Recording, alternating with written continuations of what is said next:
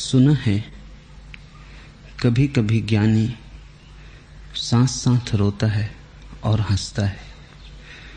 वह क्या देखकर रोता है और क्या देखकर हंसता है?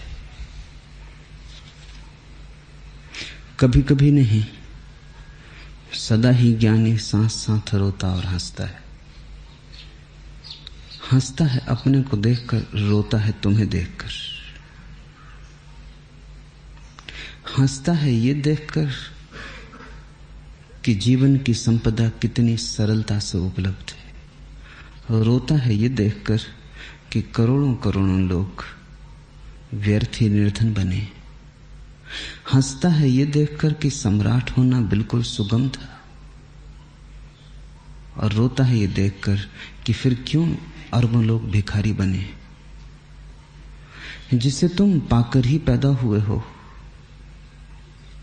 जिसे तुमने कभी खोया नहीं, जिसे तुम चाहो तो भी खो ना सकोगे, जिसे खोने का उपाय ही नहीं है, उसे तुमने खो दिया है, ये देखकर रोता है। ये देखकर हंसता है कि जो मुझे मिल गया है उसे मिलाने के लिए कुछ भी करने की कभी कोई जरूरत न थी। कहीं जाने की, किसी यात्रा की कोई जरूरत न थी। ये देखकर हंसता है कि सभी मेरे भीतर था और मैं कैसे चूकता रहा, और अचानक एक क्षण में आती है आंधी, सब कूड़ा करकट उड़ जाता है और भीतर परमात्मा विराजमान है। तुम उसके मंदिर हो। तो जब भी भीतर देखता है मुस्कुराता है, जब भी बाहर देखता है उसकी आंखें आंसुओं से भर जाती। और ऐसा एक ज्ञानी के साथ नहीं होता, सभी ज्ञानियों के साथ होता है, होगा ही। इससे अन्यथा होने का उपाय नहीं। इतना सरल है और इतना कठिन हो गया है।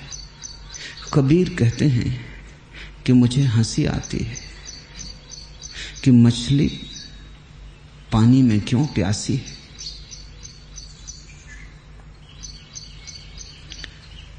चारों तरफ पानी ही पानी है, बाहर भीतर पानी ही पानी है। मछली पानी में ही पैदा होती, पानी में ही जीती, पानी में ही लीन हो जाती है, फिर भी प्यासी। तो कबीर कहते हैं मुझे आवे हंसी, मुझे बड़ी हंसी आती। आदमी परमात्मा में ही पैदा होता, जैसे परमात्मा सागर हो तुम्हारे चारों तरफ, और चारों तरफ ही नहीं भीतर भी वही हो, भीतर वही हो बाहर, और फिर भी तुम अतृप्त रह जाओ।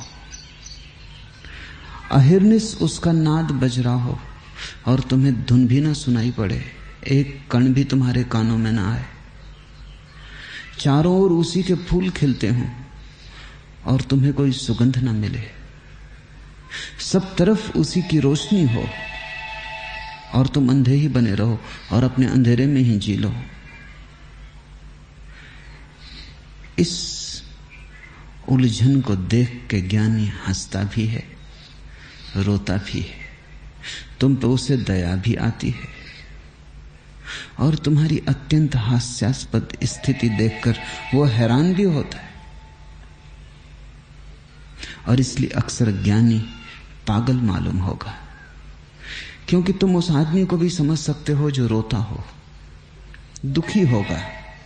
तुम उस आदमी को भी समझ सकते हो जो हंसता है, सुखी होगा। वो आदमी तुम्हारी समझ के बाहर हो जाता है जो हंसता भी है, रोता भी, साथ साथ अलग अलग तुम समझ लेते हो। तुम भी हंसे हो, तुम भी रोए हो। हंसे हो जब प्रसन्न थे, एक मनोदशा थी। रोए हो जब दुखी थे, एक दूसरी मनोदशा थी। कभी दिन था, कभी रात थी, कभी सुख था, कभी दुख था, कभी खिले थे, कभी मुरझा गए थे। उस दोनों स्थितियों को तुम जानते हो, लेकिन दोनों साथ साथ तो तुमने या तो पागल में देखी है या ज्ञानी में देखी। पागल खाने में जाओ तो तुम्हें पागल कभी कभी हंसते रोते साथ साथ मिल जाएंगे, और ज्ञानी में फिर यही घड़ी घटती है। तो ज्ञानी पागल जैसा लगता है। इसलिए बहुत बार ज्ञानियों से हम वंचित ही रह गए हैं, क्योंकि बेबूझ मालूम पड़ती है। वो जो कहता है पहेलियां मालूम होती है, वो जो कहता है उससे कुछ सुलझता नहीं और उलझता मालूम पड़ता है। उसे देखकर ऐसा नहीं लगता कि कोई समाधान मिल जाएगा, ऐसा लगता है कि तुम वैसे ही उलझे थे, इसे देख के और उलझ जाओगे। हंसता और रोता है साथ साथ, इसका गहरा अर्थ है। इसका अर्थ है कि जिनको तुमने अब तक विपरीत की तरह जाना है, ज्ञानी उन्हें एक की तरह जानता है। उपनिषद कहते हैं एकम सद विप्रा बहुधा वदंती, एक ही सत्य है। जानने वालों ने उसे बहुत ढंग से कहा। एक ही अवस्था है जीवन की, अभिव्यक्ति बहुत तरह से हो सकती है। वही रोता है, वही हंसता है, वो एक ही है। एकम सद, वो सत्य एक ही है जो हंसता है और रोता है, जो दुखी होता है, जो सुखी होता है, वो एक ही है। लेकिन तुम कभी उसे देख नहीं पाए। या तो तुमने उसे दुखी देखा, जब दुखी देखा तब तुम सुख को भूल गए, और जब तुमने उसे सुखी देखा तो तुम दुख को भूल गए। इसलिए तुम्हारे जीवन में अधूरापन है। तुम उसे अखंड न देख पाए कि वही हंसता है, वही रोता है। अगर तुम ये देख पाओ कि वही हंसता है, वही रोता है, तो तुम दोनों के पार हो गए। हंसना एक भाव दशा रह गई, रोना भी एक भाव दशा रह गई। तुम साक्षी हो गए, तुम जाग गए। तो ज्ञानी जागता है। उस जागने में सभी अवस्थाएं सम्मिलित हो जाती हैं एक साथ। तुम खंड खंड हो, ज्ञानी अखंड है। इसलिए ज्ञानी के सुख में भी तुम दुख की छाया पाओगे, और ज्ञानी के दुख में भी तुम सुख का रंग देखोगे। बुद्ध की प्रतिमा को गौर से देखो, या महावीर की प्रतिमा को गौर से देखो, तो तुम्हें एक बात बड़ी हैरानी की लगेगी। जितना तुम गौर से देखोगे, तुमने शायद गौर से न देखी होगी, जैन भी नहीं देखते, मंदिर में जाके पूजा के फूल चढ़ा के भाग खड़े होते। फुर्सत कहाँ है महावीर की तरफ देखने की? सुविधा कहाँ है? एक काम है, कृत्य है, निपटा देना है। जब महावीर के सामने हाथ जोड़ के खड़े होते हैं तब भी बाजार में होते, तब भी मन कहीं और होता है। हो सकता है वेश्या के द्वार पर दस्तक दे रहा हो, तिजोरी के रुपए गिन रहा हो, मन कहीं और होता है। कौन देखेगा महावीर को? अगर गौर से देखोगे तो तुम देखोगे दोनों बातें एक साथ, कि महावीर की प्रतिमा में एक अखंड आनंद की भावदशा मालूम होती, लेकिन वो आनंद उथला नहीं है, वो छिछला नहीं है। जैसा सड़क पर हंसते हुए लोगों का आनंद है, होटल में बैठे हुए मजाक करते लोगों का आनंद है, वैसा छिछला नहीं है, बड़ा गहरा है। जैसे बड़ी गहरी नदी बहती है जिसमें आवाज भी नहीं होती। छिछली नदी बहती कंकड़ पत्थरों पर बड़ा शोरगुल करती है। तो महावीर के आनंद में से खिलखिलाहट नहीं दिखाई पड़ेगी, एक बड़ी गहरी दशा है। और उस गहराई में अगर तुम उतरोगे तो पाओगे एक बड़ी गहरी उदासी भी है। एक आनंद है पर उदासी संयुक्त है। उदासी ही आनंद को गहराई देती है। एक सुख है लेकिन दुख की छाया साथ है। क्या मतलब है इसका? इसका मतलब यह है कि जो व्यक्ति भी पार हो गया उसमें दोनों लीन हो जाते हैं, उसमें द्वैत लीन हो जाता है। वो एक को नहीं चुनता दो के बीच से, वो दोनों को ही एक साथ स्वीकार कर लेता है। इस स्वीकार में ही वो दोनों से भिन्न हो जाता है, और वो दोनों से भिन्न हो जाना ही आत्मवान हो जाना है। तो ज्ञानी हंस सकता है, रो सकता है एक साथ, या पागल हंस सकता है, रो सकता है एक साथ। ज्ञानियों और पागलों में थोड़ा सा साम्य है। ज्ञानियों और बच्चों में थोड़ा सा साम्य है। ज्ञानियों में और पशुओं में थोड़ा सा साम्य है। वो साम्य समझ लेना चाहिए। जब ज्ञानी अपने ज्ञान की परम अवस्था में पहुंचता है तो अज्ञानियों जैसा हो जाता है। क्योंकि अब उसे ये भी ख्याल नहीं रहता कि मैं जानता हूं, क्योंकि ये मैं जानता हूं ये भी अज्ञान का हिस्सा है, ये भी अहंकार है, ये भी अज्ञानी की प्रतीति है कि मैं जानता हूं, ये भी अकड़ है। ये अकड़ भी खो जाती। जो वस्तुतः जान लेता है उसकी ये अकड़ भी चली जाती है कि मैं जानता हूं। कौन जानने वाला, किसको जानेगा? एक ही है, वही जाना जाता है, वही जानने वाला है। कौन किसको जानेगा? बात ही खो गई। धीरे धीरे वो ये भूल ही जाता है कि मैं जानता हूं। तब उसकी अवस्था में एक साम्य हो जाता है, छोटे बच्चों जैसा जो कुछ भी नहीं जानते। साम्य है, वैषम्य भी है। साम्य इतना है कि बच्चा भी नहीं जानता, ज्ञानी भी नहीं जानता। वैषम्य इतना है कि बच्चे को अभी जानना पड़ेगा, ज्ञानी जान चुका। बच्चा अभी यात्रा के पहले है, ज्ञानी यात्रा के बाद। दोनों विश्राम कर रहे हैं। एक की यात्रा शुरू नहीं हुई इसलिए विश्राम कर रहा है, एक की यात्रा पूर्ण हो गई इसलिए विश्राम कर रहा है। दोनों यात्रा में नहीं है, इतना साम्य है, लेकिन बड़ा वैषम्य है।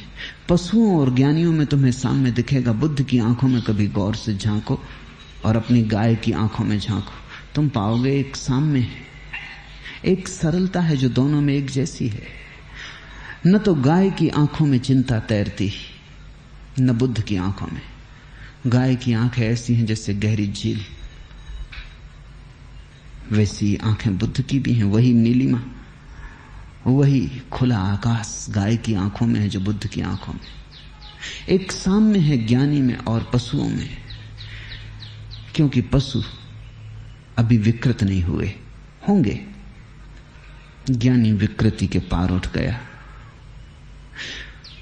पशु अभी पाप में नहीं पड़े, ज्ञानी पाप से उठ गया। पशु आज नहीं कल भ्रष्ट होंगे, ज्ञानी भ्रष्ट हो चुका और भ्रष्ट होने को जान चुका और संभल गया। साम्य है, वैषम्य है। ऐसे ही पागलों और ज्ञानियों में साम्य और वैषम्य। पागल बुद्धि से नीचे गिर गया, ज्ञानी बुद्धि के पार चला गया। तुम्हारे पास थोड़ी बुद्धि है, ज्ञानी के पास पूर्ण हो गई, पागल के पास पूरी नष्ट हो गई। तुम मध्य में अटके हो।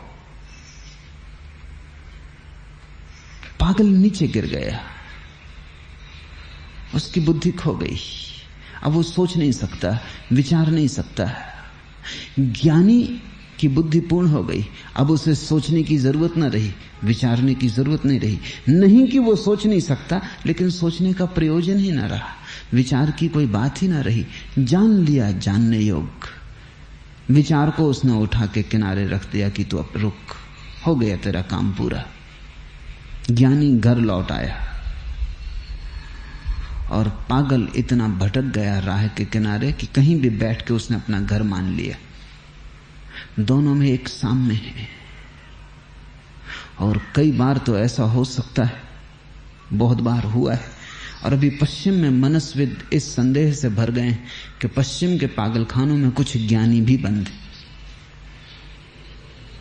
पश्चिम के कुछ बड़े महत्वपूर्ण मनोचिकित्सक इस बात को एहसास कर रहे हैं कि पागलखानों में बंद सभी लोग पागल नहीं हैं। उनमें कुछ लोग तो बड़ी गहरी अनुभव के लोग हैं, ऐसा लगता है कि हमसे ऊपर चले गए, लेकिन हमें वो पागल जैसे लगते हैं, उनको भी उठा के पागलखानों में बंद कर दिया है। तुम थोड़ा सोचो, अगर रामकृष्ण परमहंस यूरोप या अमेरिका में पैदा हुए होते तो पागलखाने में होते, या किसी अस्पताल में उनकी चिकित्सा चल रही होती। इसके अतिरिक्त कुछ हो नहीं सकता था, क्योंकि जब रामकृष्ण समाधिस्थ होते थे तो उस समाधि की अवस्था में ऐसा ही लगता था जैसे एपिलेप्टिक फिट आ गया, जैसे मिर्गी आ गई। मिर्गी में और समाधि की कुछ अवस्थाओं में साम्य है, क्योंकि मिर्गी में भी आदमी का मस्तिष्क जराजीर्ण हो जाता है और शरीर की विद्युत मस्तिष्क में दौड़ती है और मस्तिष्क एक तरह के विद्युत के शाक में डमाडोल होकर गिर पड़ता है, मुंह से फंसू कर गिरने लगता है, आदमी बेहोश हो जाता है। समाधि में भी वैसी घटना घटती है कि आदमी इतने भीतर उतर जाता है कि शरीर से संबंध टूट जाता है, शरीर बड़े फासले पर हो जाता है। आदमी इतने भीतर हो जाता है कि शरीर को जितनी ऊर्जा मिलनी चाहिए स्वयं से वो नहीं मिलती, शरीर तड़फने लगता है, जैसे मछली तड़फने लगे बिना पानी के। ऐसा जीवन की ऊर्जा न मिलने से शरीर तड़फने लगता है, मिर्गी जैसा मालूम होने लगता है। रामकृष्ण के मुंह से फंसू कर गिरने लगता था 6-6 घंटे, और कभी कभी तो 6-6 दिन तक वो बेहोश पड़े रहते थे। कुछ लोगों ने पश्चिम में तो लिखा भी है कि हमें संदेह है ये आदमी ज्ञानी, ये तो इपिलेप्टिक फिट है, इसका तो इलाज होना चाहिए।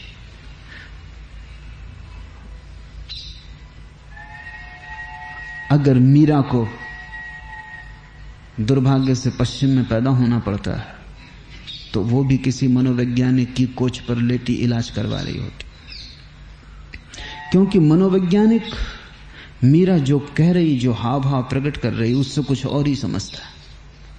कुछ साम्य है, वो साम्य वैसे ही जैसे कभी कोई पागल प्रेमी अपनी प्रेसी के लिए दीवाना हो जाता, होश खो देता, या कोई प्रेसी अपने प्रेमी के लिए पागल हो जाती, होश खो देती, लोकलाज छोड़ देती। वही घटना मीरा को घट गई थी। प्रेमी कहीं अज्ञात में था, वो हमें दिखाई नहीं पड़ता था, लेकिन जो मीरा दिखाई पड़ती थी उस पर जो घटना घट रही थी, वो घटना वही थी जो अत्यंत कामाविष्ट अवस्था में घटती। तो पश्चिम के लोग और पश्चिम के मनोवैज्ञानिक तो कहते ये तो काम विकार है, सेक्स परवर्शन है। और फिर अगर मीरा के पद उनकी समझ में आ जाते तो वो कहते पक्की हो गई बात, क्योंकि वो कहती है कि हे कृष्ण, तेरे लिए मैंने सेज सजाई है, फूल बिछाए हैं, मैं जाग कर तेरी राह देखती हूं, तू कब आएगा। तो ये प्रतीक तो प्रेम के हैं, काम के हैं। मीरा कहती तेरे लिए मैंने सब लोकलाज खो दी है, तेरे बिना मुझे अब कुछ और रस नहीं आता, तू ही दिखाई पड़ता है, तू ही मेरा प्राण है, तू ही मेरी श्वास है। और मीरा नाचती है। मनोवैज्ञानिक कहेगा कि काम विकार है, इसकी काम वासना तृप्त नहीं हो पाई, उसी काम वासना के आधार पर इसका मन विकृत हो गया है। ये गीत, ये रहस्य, न तो रहस्य है इसमें, न गीत है कुछ, ये सीधा दबा हुआ काम है, सप्रेस्ड सेक्स। एक साम्य है, साम्य से भ्रांति में मत पड़ जाना। साम्य के साथ ही साथ वैषम्य भी है। जब कोई व्यक्ति कामातुर होता है तो तुम उसमें पीड़ा देख सकते हो, दुख देख सकते हो, आनंद नहीं, वहां वैषम्य। जब कोई स्त्री काम पीड़ित होती है तो उसका चेहरा कुरूप हो जाता है, सुंदर नहीं। और मीरा जैसा सुंदर चेहरा हमने कभी देखा नहीं। जब कोई स्त्री काम पीड़ित होती है और उसका काम तृप्त नहीं होता तो वो विक्षिप्त हो जाती है, लेकिन मीरा जैसा होश हमने नहीं देखा। और मीरा के जीवन में जो शांति की सुगंध है वो तो काम वासना से कैसे उठेगी। जो आनंद का अहोभाव है, उसके चारों तरफ जैसे मंदिर चल रहा है, एक पवित्रता है, एक अलौकिक शुद्धि, एक अलौकिक कुंवारापन है। लेकिन उसके प्रतीक तो वही है। कठिनाई ये है कि इस जगत में ही तो संत पैदा होता है, परम ज्ञानी पैदा होता है, उसमें तुमसे बहुत सी बातें मिलती जुलती दिखाई पड़ेंगी, लेकिन उनसे तुम भूल में मत पड़ जाना। अगर तुम्हें कभी भी साम्य दिखाई पड़े तो तुम तत्क्षण खोजना कि वैषम्य कहाँ है, और उसी साम्य के नीचे छिपा हुआ तुम वैषम्य पाओगे। पागल भी रोते हैं, हंसते हैं साथ साथ, ज्ञानी भी रोता है, हंसता है साथ साथ, पर दोनों की जीवन की गुणवत्ता अलग है, दोनों के जीवन का ढंग अलग है। ज्ञानी सुलझा हुआ है, पागल बिल्कुल उलझा हुआ है। पागल को सुलझाने के लिए दूसरों की जरूरत है, ज्ञानी दूसरों के उलझाव को सुलझा देता है। ज्ञानी का समाधान उपलब्ध हो गया है, और तुम अगर उसके निकट बैठोगे और समझने की कोशिश करोगे तो उसका समाधान तुम्हारी समझ में आना शुरू हो जाए। भीतर सब तूफान शांत हो गया है, एक शून्य आविर्भाव हुआ है, प्रभु का मंदिर भीतर निर्मित हुआ है। भीतर वो देखता है तो हंसता है, तुम्हारी तरफ देखता है तो रोता है। उसकी करुणा रोती है, उसका ज्ञान हंसता है। और बुद्ध ने कहा है ज्ञानी के दो ही लक्षण हैं, प्रज्ञा और करुणा।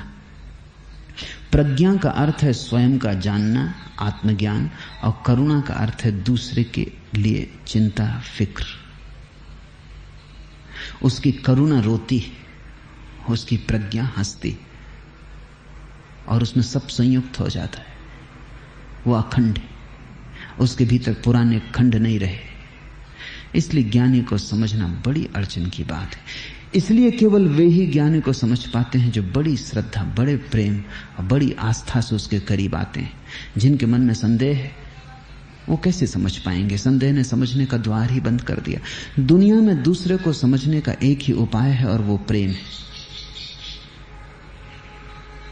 वस्तुओं को समझना हो तो विज्ञान सहयोगी हो सकता है, व्यक्तियों को समझना हो तो प्रेम, तो काव्य, तो संगीत।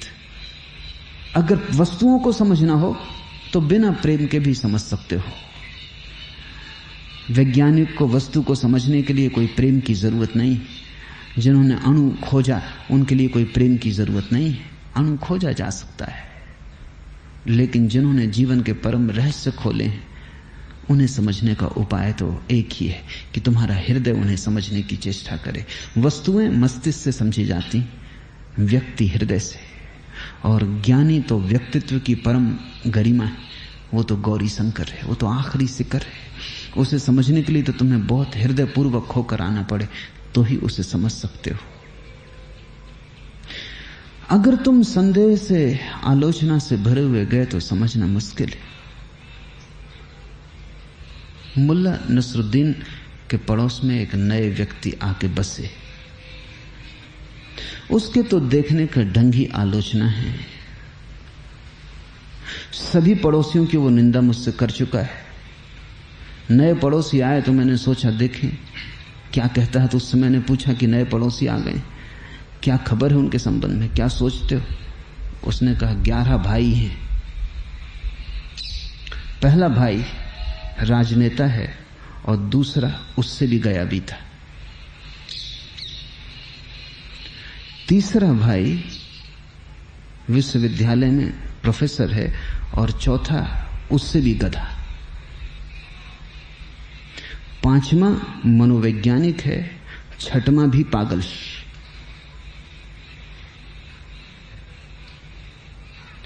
सातवां दुकानदार है, आठवां भी चोर।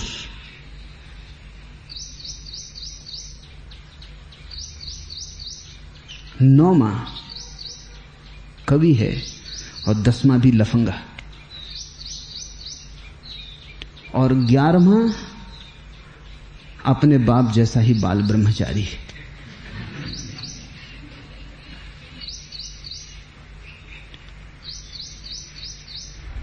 एक देखने का ढंग है जहां चीजें बुरी से बुरी और बुरी से बुरी दिखाई पड़ती। एक चश्मा है संदेह का, निंदा का, घृणा का, वैमनस्य का, दुर्भाव का।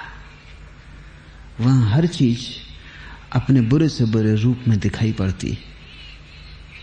एक सद्भाव की वृत्ति है। ज़ैन फकीर हुआ रिंझाई। एक गांव में मेहमान था। एक आदमी से उसने कहा कि मैंने सुना है तुम्हारे गांव में एक संगीतज्ञ है, एक बांसुरी वादक है, उसके स्वर बड़े अनूठे। कहते हैं कि ऐसे स्वर कभी कृष्ण के थे या यूनान में हुए आर्फियस के। उस आदमी ने कहा छोड़ो बकवास, वो आदमी क्या बांसुरी बजाएगा, वो निपट बेईमान और चोर है। दूसरे आदमी से भी उसके बाद वो आदमी बैठा ही था, एक दूसरा आदमी आया, रिंझाई ने उससे भी कहा कि मैंने सुना है तुम्हारे गांव में एक चोर है, बेईमान है, बहुत बुरा आदमी। उस आदमी ने कहा मैं समझ गया तुम किसकी बात कर रहे हो, लेकिन मैं तुमसे कहता हूं कि वो चोर हो नहीं सकता, वो बेईमान हो नहीं सकता। एक बार उसकी बांसुरी सुन लो, तुम भी विश्वास कर लोगे कि वो चोर हो नहीं सकता। अफवाह है, वो इतनी सुंदर बांसुरी बजाता है, चोर हो कैसे सकता है? एक ही आदमी, वो दोनों हो सकता है, चोर भी हो, बेईमान भी हो, बांसुरी भी बजाता हो, कोई अड़चन नहीं। बांसुरी चोरी में कोई बाधा नहीं डालती, चोरी की कोई अड़चन नहीं है बांसुरी में, उससे कोई प्रयोजन भी नहीं है। लेकिन ये दो आदमी हैं। एक आदमी इसलिए नहीं मान सकता कि वो अच्छा बांसुरी वादक है क्योंकि चोर है, और एक आदमी इसलिए नहीं मान सकता कि वो चोर हो सकता है क्योंकि वो अच्छा बांसुरी वादक है। ये आस्तिक और नास्तिक की दृष्टियां हैं, ये श्रद्धा और संदेह की दृष्टियां हैं। ज्ञानी को समझना हो तो बड़े भाव और बड़े प्रेम से ही समझा जा सकता, अन्यथा वो पागल मालूम पड़ेगा। रामकृष्ण के पास जाओ तो संदेह लेके मत जाना, अन्यथा लगेगा कि मिर्गी के मरीज है। मीरा के पास जाओ तो फ्राइड की बुद्धि लेके मत जाना, अन्यथा लगेगा कि ये मीरा मानसिक रोग से ग्रस्त है। महावीर के पास जाओ तो मनोविश्लेषण करने मत जाना, नहीं तो लगेगा ये आदमी नग्न खड़ा है, एग्जीबिशनिस्ट। पुलिस को खबर करो, ये आदमी अपने को नंगा दिखाने में उत्सुक है। एक बीमारी होती है, मनोवैज्ञानिक उसको एग्जीबिशनिज्म कहते हैं, कि कुछ लोग बीमार होते हैं कि वो उनको मजा आता है इसमें कि वो अपना नग्न रूप तुम्हें दिखा दें। एकांत में सड़क पर चलते हुए कोई ना देखेंगे, वो जल्दी से अपना पजामा गिरा देंगे ताकि तुम उन्हें नग्न देख लो। वो रोग है उनको। महावीर नग्न खड़े, पजामे नहीं गिराते, बिल्कुल ही सब गिरा के खड़े, जरूर रुकने, कहीं कोई गड़बड़ है। महावीर के पास मनोवैज्ञानिक की तरह मत जाना, क्योंकि तुम तब जा ही ना सकोगे।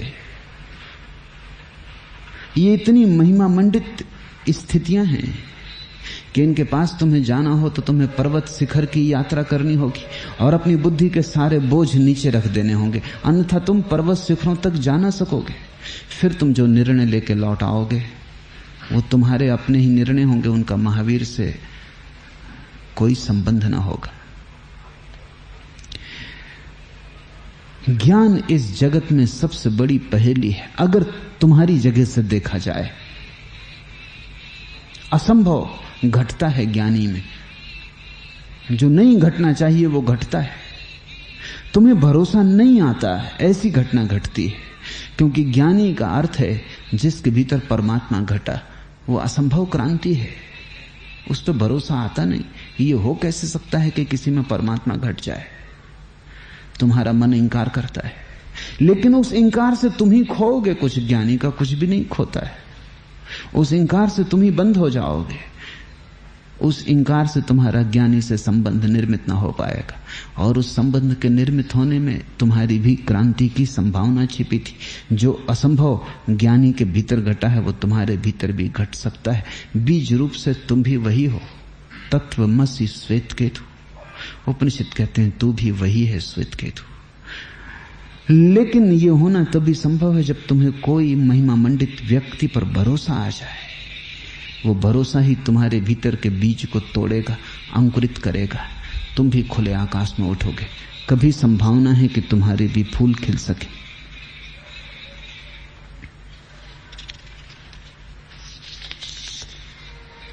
दूसरा प्रश्न, क्या हम सबकी मनोस्थितियों को देखकर भी आप कबीर की भांति कह सकते हैं साधो सहज समाधि भली?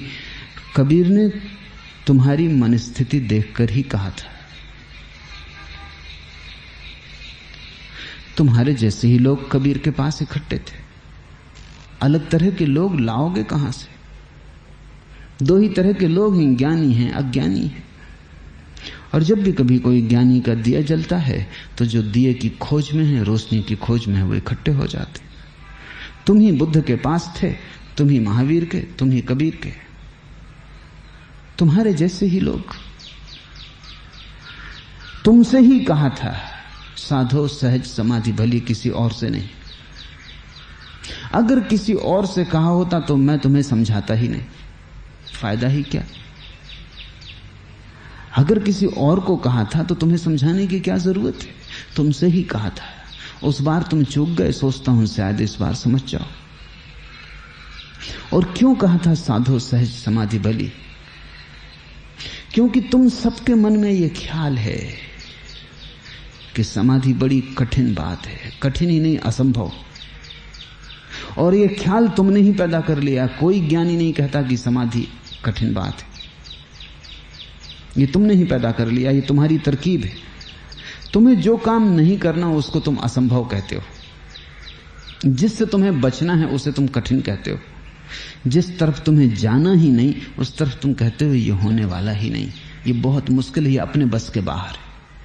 जो बस के भीतर है वही हम करें, ये तो बस के बाहर है। मोक्ष, निर्वाण, आनंद, सुख तो मिल नहीं रहा हमें, आनंद कैसे मिलेगा, ये तो असंभव है। हम तो सुख खोज लें, ये परम धन मिलेगा नहीं मिलेगा, सांसारिक धन ही नहीं मिल पा रहा है, पहले तो हम इसे खोज लें। क्षुद्र पर ही हाथ नहीं आ रहे, विराट पर कैसे आएंगे? क्षुद्र का ही द्वार नहीं खुल रहा, चाबी नहीं लग रही, विराट का द्वार कैसे हमसे खुलेगा? कठिन है, असंभव है। ऐसा तुम स्थगित कर देते हो, इस तरकीब से तुम टाल देते हो। तुम ध्यान रखना इस बात का कि जब तुम किसी चीज को कठिन कह देते हो तो तुम्हारे प्रयोजन क्या है, क्यों तुम कठिन कहते हो? वस्तुतः कठिन है या तुम बचना चाहते हो, या तुम कहते हो अभी समय मेरा नहीं आया, अभी मुझे करना नहीं है, इसलिए कठिन कहते हो। मेरे पास लोग आते हैं, वो कहते हैं शांति चाहिए, उनसे मैं कहता हूं थोड़ा ध्यान करो, वो कहते हैं समय नहीं है। अशांति के लिए समय है, शांति के लिए समय नहीं। और शांति चाहिए, मुफ्त चाहिए, कोई दे दे, प्रसाद में कहीं बटती हो मिल जाए। इन्हीं लोगों को मैं सिनेमा में बैठे देखूं, इन्हीं लोगों को होटल में बैठे देखूं, यही ताश खेलते हैं। इनको ही घर पे तुम बैठे देखो, उसी अखबार को तीसरी बार पढ़ रहे हैं। सुबह 2 बार पढ़ चुके, अब कुछ काम नहीं, उसी को फिर पढ़ रहे हैं। इनसे तुम कभी मिलो घर पर तो इनसे पूछो क्या कर रहे हो, तो कहते हैं कि क्या करें, समय नहीं कटता। और जब इनसे कहो ध्यान करो, तो यही सज्जन जो समय नहीं कटता, जो ताश खेल खेल के समय काटते हैं, सिनेमा देख देख के समय काटते हैं, 1000 तरह की मूर्खताएं करके समय काटते हैं, अचानक उनके मुंह से एकदम निकलता है समय नहीं। और ऐसा नहीं कि वो सोच के कह रहे हैं, ये हो ही कैसे सकता है कि समय ना हो? क्योंकि समय तो सभी के पास बराबर है। 24 घंटे से ज्यादा ना तो बुद्ध के पास है, ना तुम्हारे पास है, ना कम। अगर 24 घंटे में ही कोई बुद्धत्व को उपलब्ध हो गया तो तुम भी 24 घंटे में ही उपलब्ध हो सकते हो। और तुम ये आशा मत रखो कि तुम्हें कोई 25वां अतिरिक्त घंटा दिया जाएगा तब तुम बुद्धत्व को उपलब्ध होगे। 24 ही घंटे हैं और तुम सोचते हो कि क्या कर रहे हो तुम। 8 घंटे कम से कम सोते हो। अगर ध्यान में सच में ही उत्सुकता है, और जगह से न काट सको, नींद में से 1 घंटा काट सकते हो। नहीं, लेकिन नींद में से कैसे काटोगे? 6 घंटे दफ्तर में रहते होगे, 5 घंटे, 2-4 घंटे खाना पीना दफ्तर आने जाने में लग जाते हैं, बाकी समय का क्या कर रहे हो?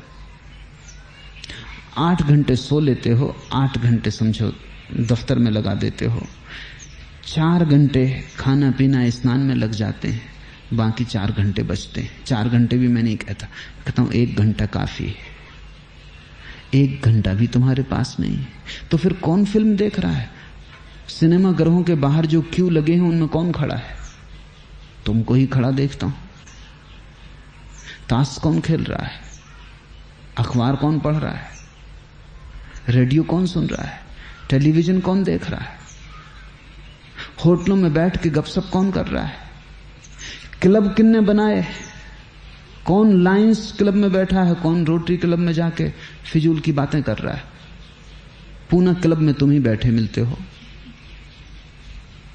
ये सब किसके लिए चल रहा है? सब राग रंग। और जब भी तुमसे मैं पूछता हूं तो तुम कहते हो समय नहीं है, तुम्हें होश भी नहीं, तुम क्या कह रहे हो, तुम टाल रहे हो। तुम एक बात ये कह रहे हो समय है ही नहीं, इसलिए करने का कोई सवाल न रहा, जिम्मेवारी समाप्त हो गई। अशांति पैदा करने के लिए तुम्हारे पास 24 घंटे, शांति पैदा करने के लिए तुम्हारे पास 1 घंटा नहीं। परमात्मा को लोग कहते हैं बहुत कठिन है। तुमने ही कहानियां गढ़ ली। तुम ही कहते हो कि जन्मों जन्मों का पाप जब कटेगा तब परमात्मा मिलेगा। किस नासमझ ने तुमसे कहा है? तुम ही अपने शास्त्र बना लेते हो। तुम बड़े कुशल हो। अगर जन्मों जन्मों का पाप कटने में उतना ही समय लगेगा जितने में तुमने पाप किया, तब तो परमात्मा कभी भी नहीं मिलेगा। जन्मों जन्मों से तुम पाप कर रहे हो, जन्मों जन्मों तक काटने में लगेगा। अगर इसको हम मध्य बिंदु समझ लें तो अतीत एक अनंतता है, क्योंकि कभी कोई जगत का प्रारंभ तो हुआ नहीं। तुम सदा से ही हो और पाप कर रहे हो, और आधा तो पाप आधा समय तो तुमने पाप में बिता दिया है, अब आधा तुम काटने में बिताओगे। परमात्मा मिलेगा कैसे? कब मिलेगा? और जब तुम अपने पाप काट रहे हो तब भी तुम पाप करना बंद कर दोगे क्या? इस बीच भी तो पाप जारी रहेंगे, कर्म तो लगते ही रहेंगे, कुछ तो करोगे, उनका कर्म बंद होता रहेगा। तब तो छुटकारा कभी नहीं दिखाई पड़ता। नहीं, ये तुमने ही सिद्धांत गढ़ लिए हैं अपने को समझाने के लिए। वास्तविक अवस्था बिल्कुल अन्य है।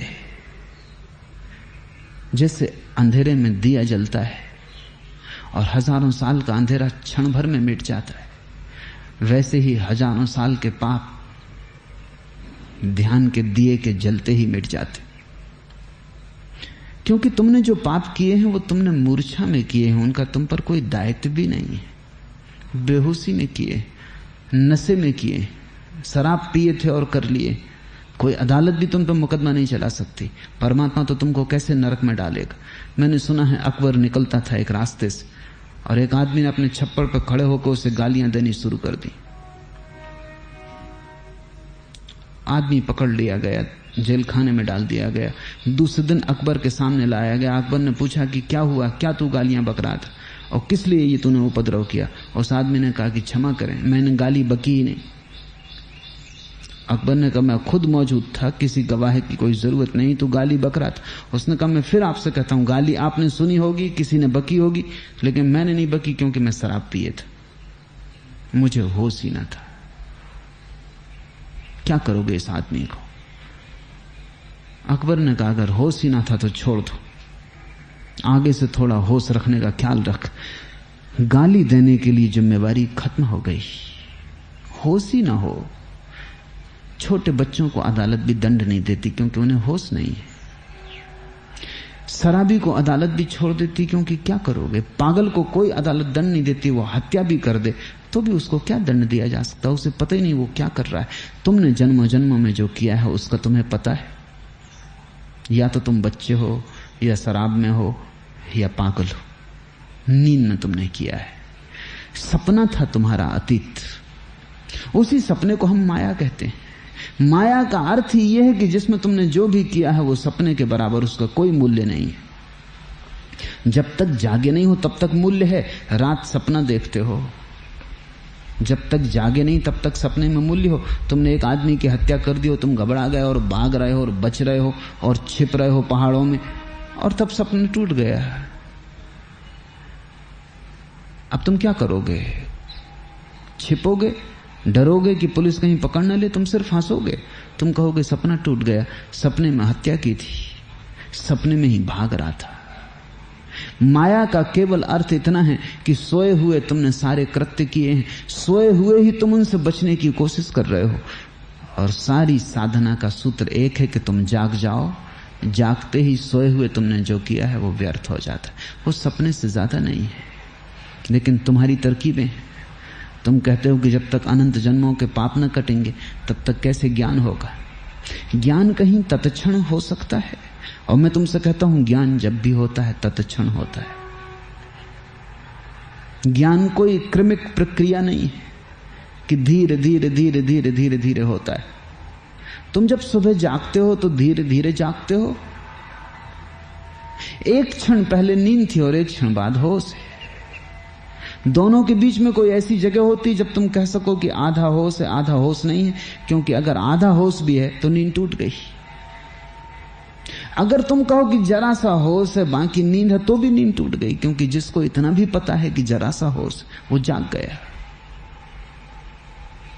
ऐसी ही घटना घटती है अंतस के लोक में। तुम जाग जाते हो क्षण में, लेकिन तुम कहते हो असंभव, कठिन, मुश्किल। तुम कहते हो मैं पापी, मुझसे कैसे होगा, मैंने बड़े बुरे कर्म किए हैं, मैं कैसे परमात्मा को पा सकता हूं। सभी ने कर्म किए हैं और सभी ने बुरे कर्म किए, क्योंकि बेहोशी में कोई अच्छे कर्म कर ही कैसे सकता है। पाप से परमात्मा को पाने में कोई बाधा नहीं है। जब तक तुमने परमात्मा को नहीं पाया तब तक पाप जारी रहेगा। परमात्मा से पाप में बाधा पड़ती है, पाप से परमात्मा में बाधा नहीं पड़ती। और अगर पाप से परमात्मा में बाधा पड़ जाए तो पाप बड़ा हो गया, परमात्मा छोटा हो गया, पाने योग्य भी ना रहा, दो कौड़ी का हो गया, फेंक दो उसे कचरे घर में। जब प्रकाश आता है तो अंधेरे में बाधा पड़ती है, अंधेरे से प्रकाश में बाधा नहीं पड़ती। दिया जला, अंधेरे में बाधा पड़ जाती। लेकिन क्या तुम अंधेरा ला सकते हो बाहर से टोकरियों में भर के और दिए पे पटक सकते हो कि दिया बुझ जाए अंधेरे से? तुम अंधेरा कैसे टोकरियों में लाओगे? तुम दिए के पास अंधेरे को न ला सकोगे, कोई उपाय नहीं। तुम्हारे ध्यान के पास कभी पाप नहीं आता, और ध्यान बाधा बनता है पाप में, पाप बाधा नहीं बनता ध्यान में। लेकिन तुम बड़े होशियार हो, तुम अपने को बचाने की कोशिश में लगे हो, इसलिए तुम कहते हो कि बड़ा कठिन है। फिर कठिन है तो बड़े कठिन मार्ग तुम निर्मित करते हो। जहां एक कदम रख के पहुंचा जा सकता है वहां तुम हजारों मील की यात्रा करके पहुंचते हो। वो भी पोस्टपोन करने का, स्थगित करने का उपाय है। तुम कहते हो पूजा करेंगे, प्रार्थना करेंगे, यज्ञ करेंगे, क्रियाकांड करेंगे, तब कहीं पहुंचेंगे। इससे कुछ संबंध नहीं पहुंचने का, ये तुम करते रहो, इससे कुछ लेना देना नहीं पहुंचने का, ये तुम जन्मों जन्मों तक करते ही रहे हो।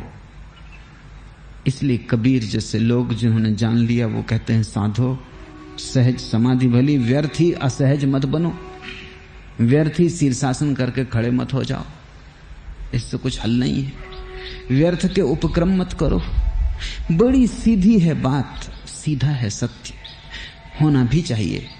असत्य तिरछा है, आड़ा टेढ़ा है, सत्य तो सीधा और सरल है। सत्य तो बिल्कुल निकट है, असत्य दूर है। सत्य में तो कोई उलझन नहीं है। सिर्फ तुम्हारा मन भर उलझा हो तो उलझन दिखाई पड़ती, मन सुलझ जाए, सत्य बिल्कुल साफ है, सदा से सुलझा हुआ है, कभी उलझा ना था। तो कबीर कहते हैं, साधो सहज समाधि भली।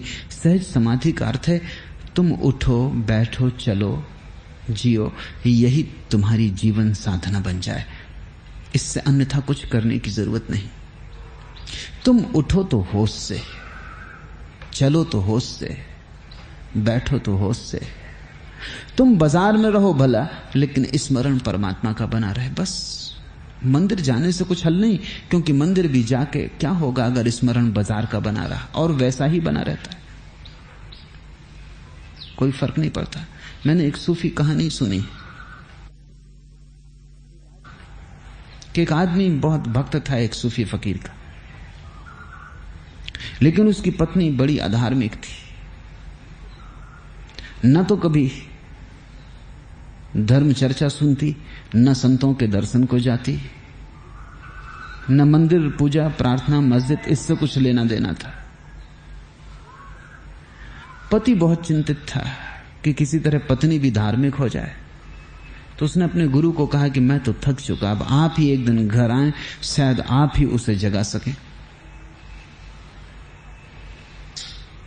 गुरु हंसा, लेकिन निमंत्रण दिया था तो वो दूसरे दिन सुबह आया। सुबह सुबह पत्नी बुहारी लगा रही थी और पति अपने ध्यान गृह में बैठकर ध्यान कर रहा था।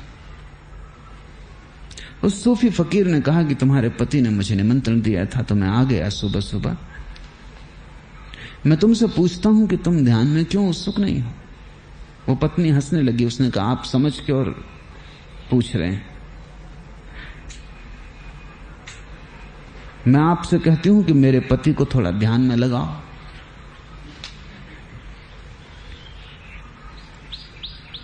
सूफी हंसने लगा। उसने कहा कि तू मुझे बता, तेरे पति अभी कहां है? उस पत्नी ने कहा, मेरे पति इस समय बाजार में और एक जूते की दुकान पे जूता खरीद रहे हैं और चमार से उनका झगड़ा हो गया है और मारपीट की नौबत आ गई है। पति सुन रहा था अपने ध्यान कक्ष में बैठा हुआ कि तो बिल्कुल सरासर मैं ध्यान कक्ष में बैठा हूं, सुबह से अभी दुकान खुली भी नहीं, बाजार भी नहीं खुला। ये पत्नी जो सरासर झूठ बोल रही, वो भागा हुआ बाहर आया। उसने कहा, मैं घर में मौजूद हूं और अपने गुरु का देख लें इसकी ये क्या अवस्था मेरी कर रखी है। ये कह रही कि बाजार अभी खुला नहीं, चम्हारों की दुकानें अभी बंद हैं और मैं यहां ध्यान कर रहा हूं और ये कह रही मैं चम्हार की दुकान पर कर। उस फकीर ने कहा, तुम आंख बंद करो, ठीक से देखो, क्योंकि मैं भी मानता हूं तुम्हारी पत्नी ठीक कह रही। तब तो वो घबराया। उसने आंख बंद की और उसने गौर किया तो उसने पाया कि पत्नी ठीक कह रही। जूते फट गए और वो कल रात से सोच रहा है कि बाजार खरीदने जाना है। तो ऐसे बैठा था ध्यान करने, माला फेर रहा था, लेकिन वो माला हाथ में ही फिर रही थी। भीतर कल्पना में वो बाजार पहुंच गया था और चम्हार की दुकान पर जूते खरीद रहा था। मोल भाव हो रहा था और झगड़ा बढ़ गया। वो बहुत ज्यादा दाम मांग रहा था और वो बहुत कम बता रहा था और फजीयत हो गई ज्यादा और एक दूसरे के गर्दन को पकड़ लिया। और जब इस पत्नी ने बताया फकीर को, तब वो गर्दन को पकड़ी थी, मारपीट होने के करीब थी।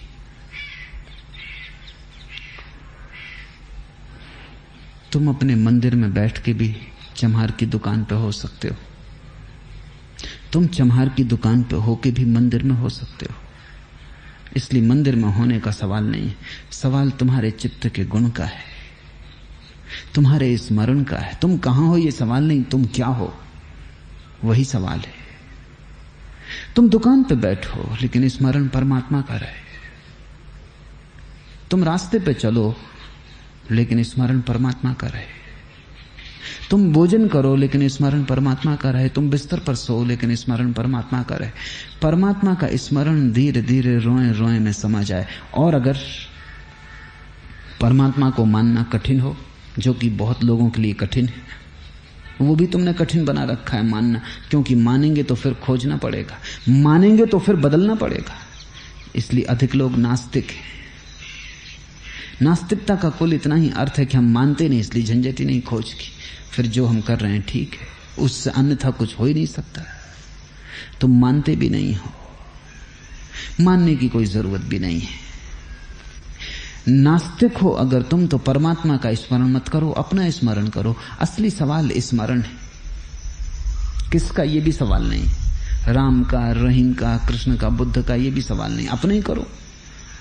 अंग्रेज कवि हुआ टेनिसन, और उसने अपने संस्मरण में एक बड़ी अनूठी बात लिखी। उसने लिखा है कि मैं छोटा बच्चा था और मुझे घर में जल्दी सोने भेज दिया जाता। घर के लोग तो देर तक जगते, लेकिन बच्चे को जल्दी भेज देते। मुझे नींद ना आती और कोई उपाय ना था, और अंधेरे में मुझे डर भी लगता। अंधेरा कर देते कमरे में और दरवाजा बंद कर देते, कहते कि सो जाओ, और सोना पड़ता और नींद ना आती और अंधेरे में भूत प्रेत दिखाई पड़ते और डर भी लगता। तो मैं आंख बंद करके क्या करूं। पिता नास्तिक थे, इसलिए कोई प्रार्थना कभी सिखाई नहीं थी, परमात्मा का कोई नाम नहीं सिखाया। तो क्या करूं, तो मैं अपना ही नाम दोहराता, टेनिसन टेनिसन टेनिसन। उससे थोड़ी हिम्मत बढ़ती, थोड़ी गर्मी आती, और टेनिसन टेनिसन दोहराते दोहराते मैं सो जाता। धीरे धीरे ये अभ्यास हो गया, और जब भी चिंता पकड़ती, कोई तनाव होता, तो टेनिसन कहता। बस 3 बार भीतर आंख बंद करके मुझे इतना ही कहना पड़ता, टेनिसन टेनिसन टेनिसन, और सब शांत हो जाता। मंत्र हो गया, अपना ही नाम। और टेनिसन ने लिखा है कि मैं इससे बड़े गहरे ध्यान में उतरने लगा। ये तो मुझे बहुत बाद में पता चला कि इसे लोग ध्यान कहते। अपना ही नाम का स्मरण भी तुम्हें परमात्मा तक पहुंचा सकता है। ये सवाल नहीं है, क्योंकि सभी नाम उसके, तुम्हारा नाम भी उसी का है, टेनिसन भी उसी का नाम है, अल्लाह उसी का नाम है, राम उसी का नाम।